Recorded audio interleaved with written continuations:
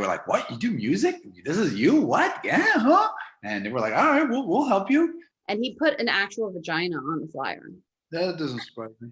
Shit, I truly don't remember. Oh, yes. I want to say one thing before we keep going down memory lane. Hey there, it's me, Roxy Cottontail. You might know me as a DJ, artist, designer, and New York City party promoter, or from my bunny logo. I'm putting all that on the table and writing about the years that transformed music and the New York City scene. I've interviewed 250 friends and colleagues I admire. I ask all and reveal all. Please join me and the Tales to rediscover the 90s and the Y2K magical landscape of music, art, technology, and streetwear. This is Roxy's Tales.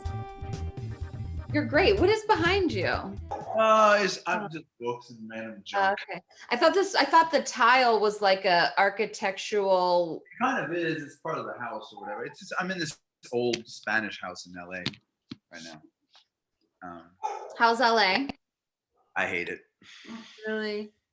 I hate this place. I mean, because I hate it. I need to be home in New York. I hate this. My first guest on Roxy's Tales is Dave One, one of the most intelligent, engaging, and knowledgeable people I've worked with. Co-fronting funk pop group Chromeo with P-Thug, older brother to DJ A-Track, and co-founder of Fool's Gold Records, it made the most sense for Dave to be my first interview. We've known each other for 20 years and met through Vice magazine when I started producing events. I was introduced to a fun, funky sound called Chromeo. When I heard their first single, Needy Girl, I knew I needed to book my first band, which I did in December of 2003.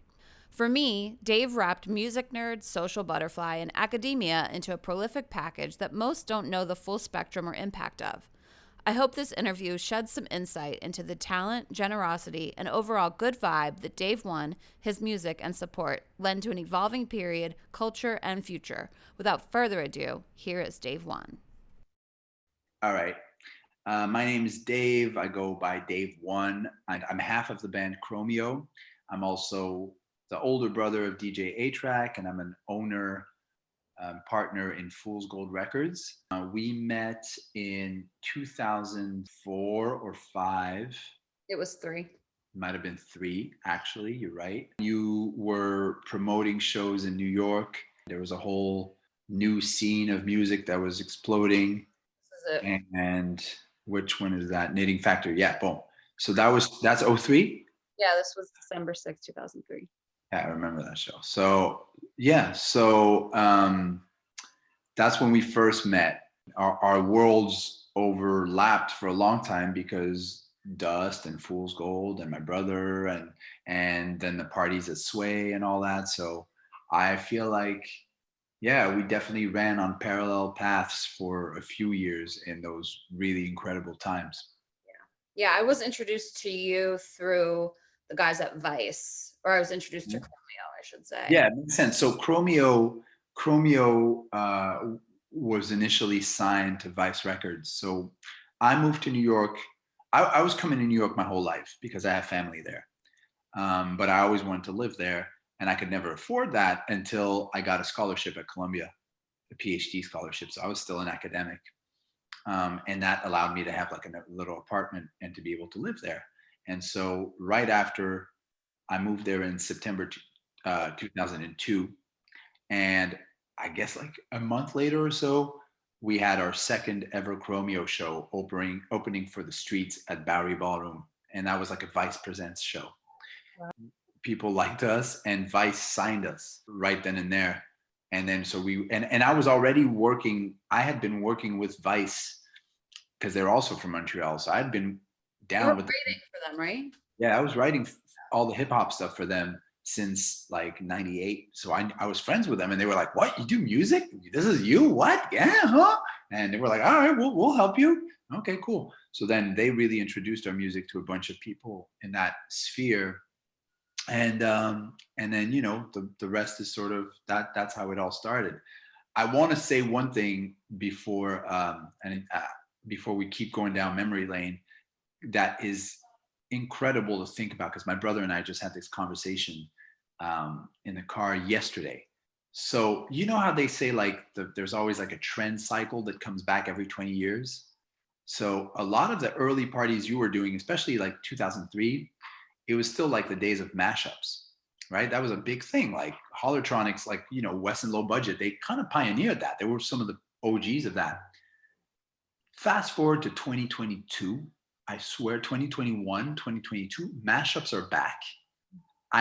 My brother and I are discovering there's this DJ on Instagram who's got 1 million followers he's a kid and he does mashups. There's this other kid in Miami, like Gen Z kids, they're not throwing back mashups. They don't know what turntable lab is. Yeah. The whole concept that to us is like, yo, this is old. It's like getting rediscovered and it's having a new moment. So all this to say that like so much about, the parties you were doing and the spaces that you were creating not only was ahead of the curve, we know that, but it's also weirdly relevant today.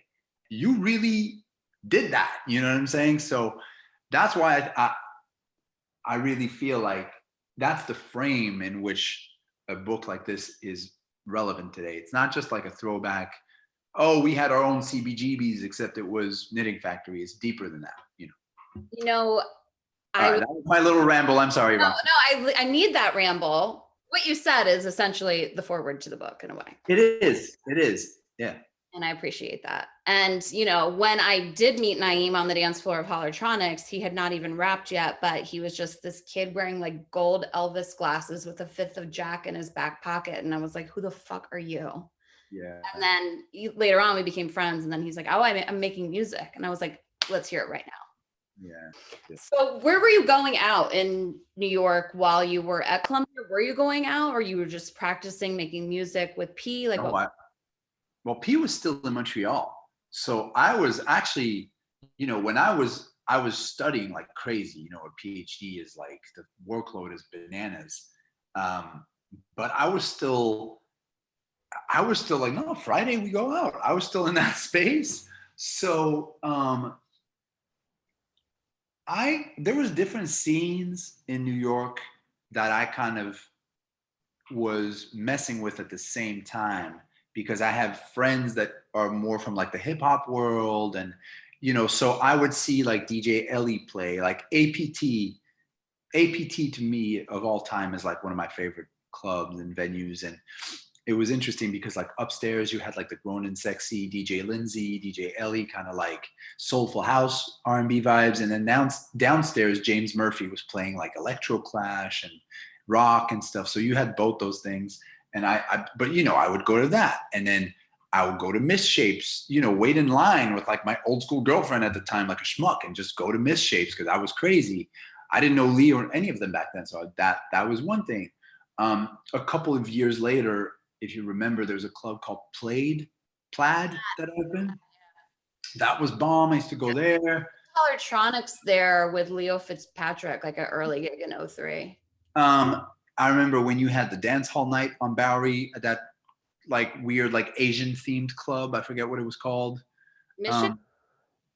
Well, we didn't, your brother played that party, but I didn't put a name on the flyer. It was upstairs and downstairs, that thing. I was still going, that was like 05, but I was still going out. So, a bunch of different things. Ayers, the Rubs party in Brooklyn, I would go to. Yeah, I have some, this is from the Rub. Oh, that might have been one of the first times we met. Damn, look how cute we look.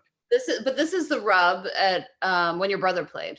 Right. So I have those photos on my computer too. You do? Yeah, so cute. Yeah, so those were the things, and those are the parties I think I remember going out to just to hang, Did you ever come to, I was doing a night with the Misshapes and Junior Sanchez on Wednesday nights at Stereo, and your brother and Steve Aoki played together. I don't think I went once, but it was crazy. It was a school night.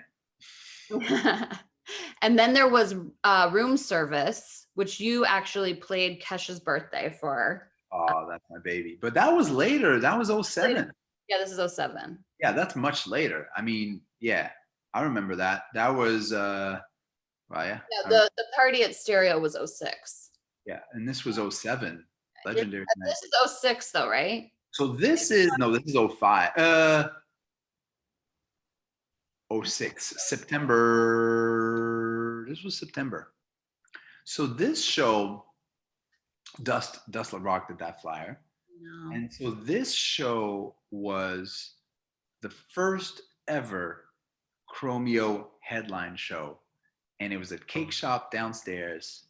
And First this headline show. was our first ever headline show. Before that, we had only opened for other people. This was the first time it was our ticket. And I remember, there was like, it was small, but like it was technically sold out or whatever. It was tiny. And yeah, this was our first ever headline show. I want to say it was either in late August or early September. Not on here? I have this Oh yeah, no, you got it. Thursday, go back. Thursday, September 7th. Yeah, boom. So this was in September of 2006. And like 2 weeks after that, I moved to Paris. And then while I was in Paris, I finished the Fancy Footwork album. And then by the time I moved back to America, which was like late 2007, the band had blown up. And then we came back and it was like sold out Studio B, sold out this, sold out Bowery. And then like everything changed after that album came out. But this is the last show we did before I left for Paris. And this was still officially like our first headline show. That's and great. I still have that flyer. Dust did that flyer. And you know how ill Dust was, like, oh, I'm going to do like a tiki disco thing. To be honest with you, I don't even think I knew what he meant, but Yeah. and so Fool's Gold didn't exist then, because Fool's Gold was founded in 2007. So this was still like, he's just your guy. He was already doing all of A-Track's, or a lot of A-Track's work. Yeah. Well, he and Greg, R.I.P., were like. Yeah. Greg also did the first Chromeo website. I know. And I remember like A-Track seeing mine and being like, what is this? Like, you had a lot of shit. My site was crazy. It was. You have stills of it and stuff, like screenshots? Yeah. Okay, cool. That's cool. I wish I might even have some of like the high res Illustrator files. Yeah. He really could translate any idea ever that I wanted. But he had his own twist. Oh my gosh. Well, I was doing this Winter Music Conference party in Miami. I sent it to your brother, but I'll forward it to you too. And it was called Spider Pussy. It was like the first time I booked Naeem in Miami, the first time I booked Amanda in Miami the year after. And he put an actual vagina on the flyer. That doesn't surprise me. And I'm like, can you abstract this in a little bit? Yeah.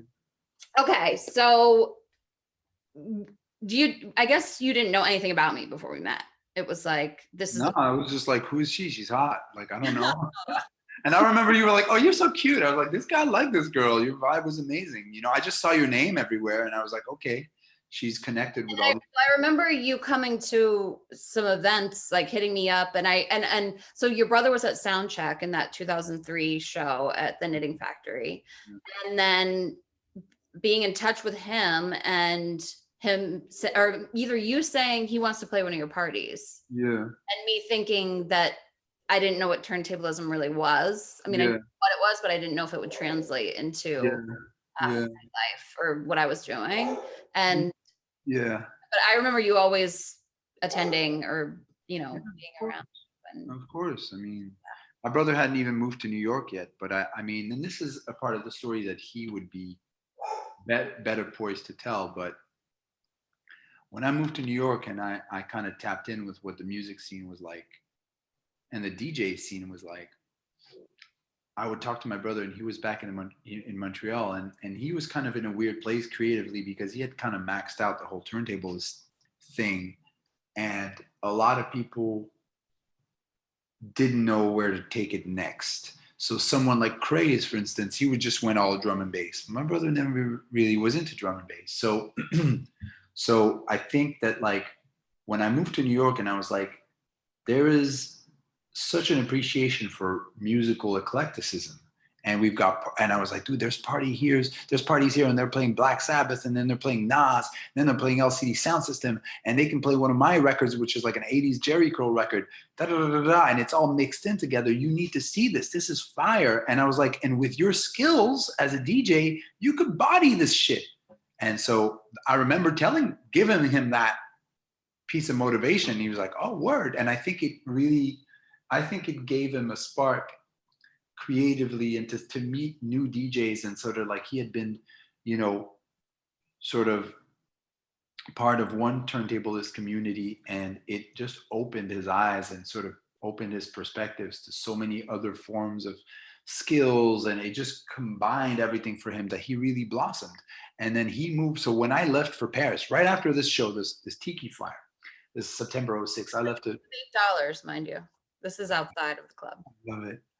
And so my God, it's like I would cry seeing this shit. So he took my apartment. He took over my little Columbia University apartment. He moved to New York, and then he was really able to thrive creatively because he was there, and he could see everybody. And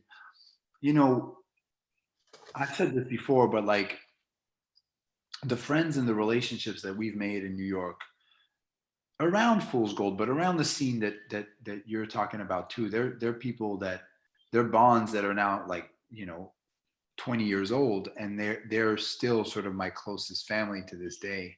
I'm not so much in touch with the people I grew up with in Montreal. Sometimes yes, but not the same way that when I see people, whether it's Nick Cashdubs, I still talk to all the time, and anyone from that sort of universe, Miss Sammy Bananas, Miss Fairchild, that's just like another level because we've really shared and built so much together. Well, it's with this guy that I've been seeing down here, he's like, you mean like say Chuck English I interviewed yesterday. Like I haven't talked to Chuck in a long time. Doesn't matter. We're all deep in the trenches and we shared our love and passion so intensely. It doesn't matter. It doesn't matter. You can pick up like yesterday, and it's just so lovely. It's so deep. It's deep. It's very hard for people to understand that, but it's because we were all such a part in something that was new. And also one thing about this kind of music that I think makes this scene and the music scene we're talking about, like, and all these movements, the hoverboard and all that stuff. What was amazing then is that music had stopped selling in the late 90s, 1999, Napster and all that. So the music industry had completely collapsed. There was a big hole, a big gaping vacuum in the music industry. So all of a sudden, it creates this climate where it's like this almost lawless climate where there's no more copyrights.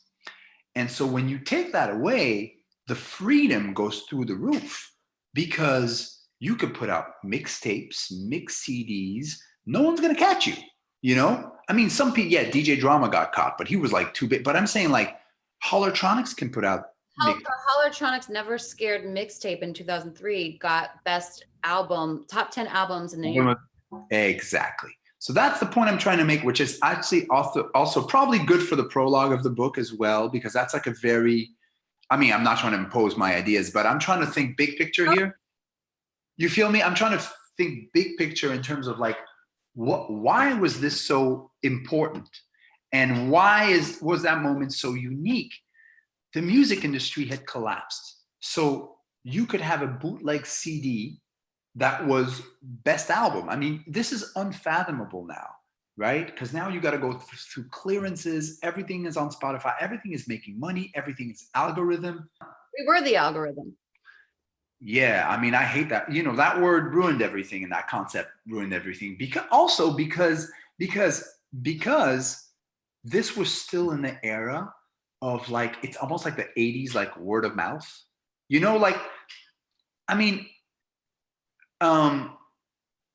in 2002, 2003, even bands like The Strokes, LCD, they never sold a lot of records. If this was today, people would have been looking at the numbers and being like, this isn't small fry, who gives a fuck? Let's talk about Shawn Mendes. That's the guy who's selling records. But in the era we're talking about, press and word of mouth and artistic value and sort of like the word of mouth cosign of people who you trust and tastemakers you trust was big enough to create interest in things that did not necessarily perform commercially a certain way or not. Yeah. And I think that's what made it so dope that someone like Maya or whatever could come out with weird ass shit, but because everyone was like, yo, you gotta check this out, this is crazy, it became a true phenomenon. And then eyeballs could get on that, and then you've got a real music scene that comes up, you know what I mean?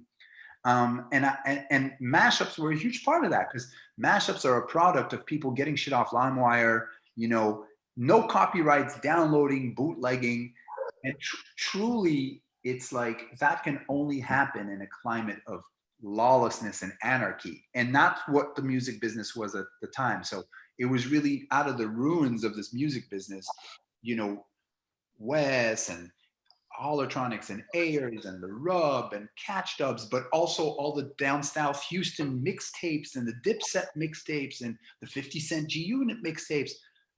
All this that is painting the picture of 2002, 2003, 2004, 2005 music that comes out. And it's incredibly exciting. And then the parties to go to is you.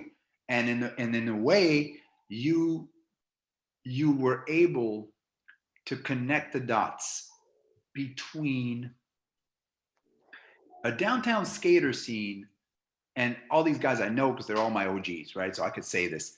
Those guys, like, generally speaking, you would say like they were a little bit haters, like not haters, but they weren't like eager party goers, you know what I'm saying? But they had all the, you have to have the cosign.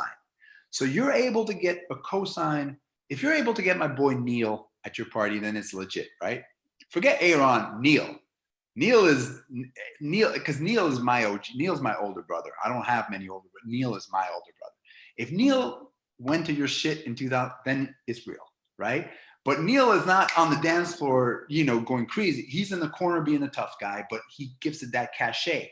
And then you're able to get someone like Ayers or Rock One or one of those DJs doing all this really advanced genre blending shit. So then musically, it's ahead of his time. And God knows how you're able to get Paul Wall in there as well. I don't know how. You know what I'm saying? That was Seth Zaplin. He gets all the credit for that one. Oh my God. And I made a flyer for a photo, promoting a photo of me and Paul Wall on my like early website. But so the point is, what I'm saying is that you were able, because, you know, like that sort of old school Aaron, Neil, downtown skate crew, they're older than me. So like they weren't, you're the one who were able to connect them with the Catch Dubs and the Ayers and the Fresh, and Diplo's not even from New York, you know what I mean? Like he wouldn't even have trifecta, because it was actually Mike Sace. He's like the older than me. Yeah. Cool dude, that he was like the old graffiti cement, you know, you want that. Yeah. Aaron then had the weirdo skater crew, and then I had all the music nerds. But see, whenever there's a scene like that, that's incredible. Even like, you know, when we read about 5 Freddy, like these are people who are connectors. And that's like, you can't have a moment without that person who's able to connect different pockets and then make it into something that otherwise never would have intersected. You know what I mean? Because you brought that freshness of music, but then it had the credibility of the Aarons, and then, oh shit, there's an A-track here. Oh shit, there's Paul Wall from down south. What the fuck? And then obviously John Caramonica's gonna write a think piece about it, and so it just created. I mean, I hope I'm not saying the obvious, but to me, that's how I remember this kind of combining. You know, for sure. Yeah, for sure. And then speaking of more connections, there was. Oh, right, Cuisinier. Wow. So then those guys who were creating their own thing in Paris at the time. And the thing is, me, like, I being French speaking, and I had, you know, friends in Paris and all that. So I was that's orgasmic. Yeah, that's all my boys, man. They were doing, the Institutes guys were doing their thing in Paris as well. And I really miss that shit, because like now everything is so numbers driven that no one would take a leap. But someone at the Fader took a leap. And it was like these random ass Paris dudes that are doing electro rap. You can only get their CD at Turntable Lab bootleg probably, or maybe not. But I want to write a cover story. I think it was a cover story on those guys in Paris. And it's going to get the cover of the Fader. That was big enough to create a bridge and basically like move mountains and shift things both in New York and in Paris. But it was literally like a writer who probably was like, yo, I think this could be cool. In today's world, it would be a lot harder to justify, because people would be like, well, what's the data? You know, or like, what are the analytics and what kind of, but then it was just like, yo, this is cool. This guy's got the Bee Gees haircut. He looks crazy. Great. Done. you know? And so it was awesome for me in Alain because, you know, we're French. So we built a bridge. And then right after that, I moved to Paris anyway. And then Because I it was '04, Diplo took me to their show at Pianos, and I was like, yeah, we forgot to mention pianos. And the thing about, you know, Diplo's got many, many, many qualities. In a lot of, you know, I mean, probably doesn't know I think that about him, but I could go on and on with a list of his qualities. But if we took away his DJing and his producing and his performance art tweets, he would be one of the greatest A&Rs of our time. Forget everything else. Take it all out. Just as an A&R, the guy would be one of the best, you know, because he's early on everything. And obviously you and him had that great connection, but he was discovering shit. If he never had touched a turntable in his life, he could go down in history as one of the best A&Rs. And so this dude was early on everything. He was up on everything. And he brought it. And then you and him had a synergy where, boom, you're booking stuff. And then the word of mouth in New York is spreading so organically in that scene, and Nick's blog and the Fader and all that. So then people come to the party. It's like, it was kind of really dialed in, really, when you think about it, you know. Were you on the holler board? No, I never went on a board in my life. Didn't. Oh, you didn't lurk on it or anything? Never lurked, no. Your brother did a little bit, but he wasn't. Nick. But that's not my thing. Yeah. That was never my thing. I was never that. I don't know why. That was just never my thing. Did you know what splay was? Huh? Splay? Mm-hmm. No. Yeah, Neil was on that. It was more like the streetwear graffiti. Yeah, I was not. I was out in the streets with Neil, you know, like that was my, you know, I feel like I'm like 5 years too old or 3 years too old. Like whatever difference in age between me and Catch Dubs is the reason why I never was on a message board. Nick and I were moderators of that board. Oh, I know. And that board is crucial. I'm not going to lie to you. I was just never on that. Do you know how many times we collaborated together? You and me? It depends. It's like, because I'm behind A-Track, all that shit. It's like every time you and A-Track collaborated, it counts as you and me. So like, yeah, you might have booked Chromeo 5 or 6 times, but like, there's so many other ways. I can't count. You know, it's an ongoing thing. Then you count that flyer for cash and all that. But your brother actually made a point too, that like on the tip of what you were saying, like having this platform to play a much broader scope of music gave him like a way to experiment and, you know, probably play stuff he never would have played. My brother was in a creative rut until I gave him the call from New York, and I was like, dude, this is happening. So you've scratched your way to 5 different world championships titles. You're the best. No one's, you know, you're not going to keep playing a Jeru the Damager and a group home record, like, you know, and you're not going to want to play Rough Riders Anthem. So where are you going to go? This is a place to go. And you've got skills that will flourish if you open your mind and you start seeing what's going on in New York. I'm in the field. I'm on the ground there. Get your ass over here. And then luckily, you know, my brother he's a lovable dude. He's a charming dude. I'm like the loud, you know, but whatever. But my brother's like a sweet little teddy bear. So of course people like you are going to take to him because he's so sweet and lovable and like, you know, and so like, so. You're lovable too.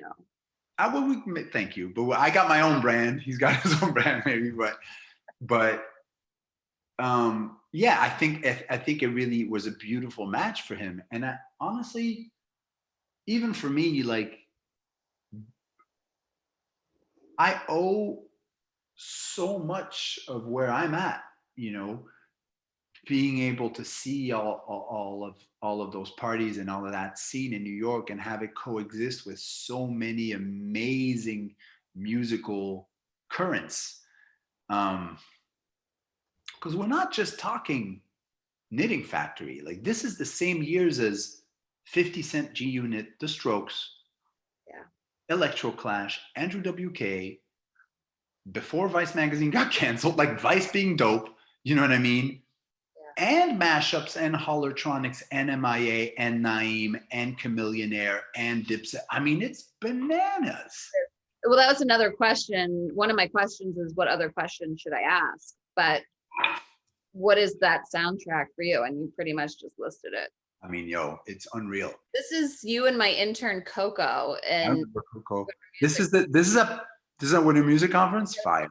Zion thing. This was Calvin Harris playing, and a lot of us. Oh my God, I remember that. Yeah. He wasn't doing anything. It was like, what is happening? It was crazy. Mm-hmm. More. What is this? Oh, this is Kesha's. Yeah. Man. Oh, I need all of those. I'll send you your Dropbox link. I send it after. Yeah, because the ones that me and Kesh. This was the crowd, I think, when you were DJing at room service. And that club was like a little bougier than the. Yeah, it was. This was like really like my first like bottle service. Yeah, it was bougie. This place was every Wednesday, and it was like had a 90s theme. Our night.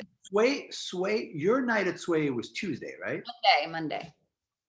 Oh, and Sunday was Smith's night. Yes, Sunday was Smith's night. Already that's huge. I mean, that's a whole thing because like, in a way, there's only a select few of us that would do Sunday, Monday. I know. But it was like date night was Sunday, and then Monday was like for the homies. Yes. Date night was Sunday. If I could get, my previous intern Coco, and there's a couple interns that I had that would go Sway on both Sunday and Monday. Oh, me too. But Sunday was sexy, and like Sunday was too cool for school, and Monday was just like Mick Jagger would be there on a Sunday. I remember this. Yeah, of course. Sway Sundays was way too cool for school, but at the same time, like all the hot girls. But that was Aaron was the one, because it was Retail Mafia Monday first. Yes. And then I was doing once a month. I would do my girl on girl female DJ party. And it started growing and growing. I'm okay, I want every other week. And then I eventually just took it over. But it started in 2004. And what the appeal was, it's Morrissey night. All the cool kids are going on Sunday. We got to do Monday. Yeah. And it was amazing. What a 1-2 punch. Legendary. That's before there were 2-day hangovers. Right. This is at Sway. Who's playing back there? Dirty South Joe. Yes. I think this was my birthday in So that blazer, like I didn't have money back then. That blazer is like a Dior Homme blazer that I bought with, when you have to go to 6 different ATMs because like your limit, like I literally over 4 days, I saved up and saved up and saved up. I was like, I got $1,200. My limit was $400. So over 3 days, my daily limit was, so over 3 days, I had to withdraw $400 from 3 different bodega ATMs. And I went to the store with like a crumpled stack of 20 like this. And was like, here we go. And this was like my first designer, Jack. I thought it was so slick. Please send me all those photos. I will. Don't worry. Wait, hold on. We'll just bring it up to speed. This was my birthday in 2012 at Whip. Wow. You remember this? 2012. Oh my God. I remember that. You and Just Blaze. And do you remember you were like, this is our birthday gift to you? My birthday is on Sunday, P.S. This is timed very. Where was Whip, Roxy? Now I forget. Okay, so Sway Mondays ended in 2011. Yes. And ended Sway on Monday. And then Whip opened up in the basement of Greenhouse. So it was like Varick and Van Dam. Greenhouse? It was Varick and Van Dam. It was like really like 4 blocks away from Sway. Shit, I truly don't remember. Oh yes, yeah. Okay. Greenhouse had like those like weird drop crystal lights and green fake grass everywhere. Yes. The Whip was the basement. It was like looked like an artist loft or something. Yes, I remember that. That's kind of grimy and fun, colorful. Yes. But I remember you guys being like, you don't have to pay us. And I'm like, I have to get you guys paid. Do you remember this? Yeah. You didn't want me to get you paid, but I was like, I'm getting you paid. So I think we covered a lot of ground. We did. I'm just going to show you a few more images. This is Boys Noise. I need all of that. I'm going to send you these. I'm going to send you all of these. It's getting me emotional though. Oh, well, this is swag. Oh my I don't know. God. Oh, that's DJ Ultraviolet. She's from Philly. I remember her. She was so sweet. This is you guys at Oh, swag. I love this photo. I had that on my MySpace page. Of course you did. But yeah, so this was great, but this is like way after we had Way after. Yeah. you and your brother took over the world already. I had my little glow up already. Oh my God. So funny. So cute. And then what else do I have in here? Oh, just this one that you posted. Oh my God, I love that photo. That was our last show. This was in New York? Not our last. That was actually the second to last Chromeo show pre-pandemic. That was at Brooklyn Steel. Thank you. I love All you. right, Roxy, love you. Can't wait to see you IRL. But this definitely made my day already. What? This made my day already. Oh, good. I'll leave you on this note. Yay! Cute. Wait, All right. All right, Roxy. I appreciate you so much. And I could never thank you enough. well, you're so welcome. Thank you. Send me that folder. I will. Okay. Bye, Rox. Thank you so much. Bye. Thanks for hopping by. That's it for this week. Don't forget to subscribe, like, share, comment, and stalk. Bounce, little kitty.